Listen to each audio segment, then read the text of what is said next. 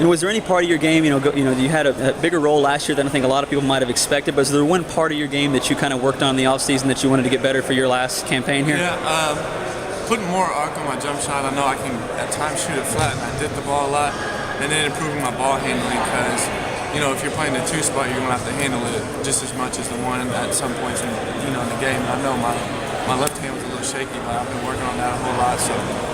I'm sure that, in the off season, in previous years, there's probably the diehard fans that they see Tim Henderson out, they want to get a picture and whatnot. But, after the Final Four game last year, you go to the locker room, you've got every camera in front of your locker and not a guy like Peyton Siva or Gorky Zhang. Did you get a little bit more attention this off season than the past? Yeah, that was actually pretty crazy because I never had that much media around me before, so I'm just, people all wanted to hear the story. And, that was pretty awesome. But yeah, people recognize me more often coming up. I'll be at a pool and kids and parents want to come up and get pictures or something. And I'm just, they're always asking me, what are you doing out here? I'm like, well, I live in the city of Louisville, so.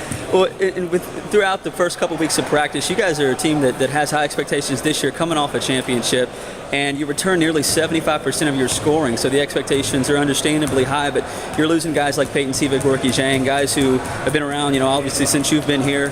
But what's practice been like without them so far? Yeah, anytime you lose two draft, people got drafted to the NBA, it's going to hurt, but the fact that we have so many guards returning, I feel like our guard and our depth is going to be just fine.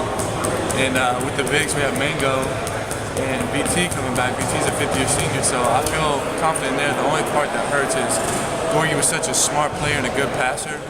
And if BT and Mango can improve on that, I think we'll be just fine. And I know you're pretty close friends with Steven, and he's a fifth-year senior, a guy who, just by looking at him, he looks like he's kind of improved his body. What can you talk about what he's worked on this offseason? He's actually really worked on his jump shot. And he's just been in the gym all the time. Me and him will go to the gym.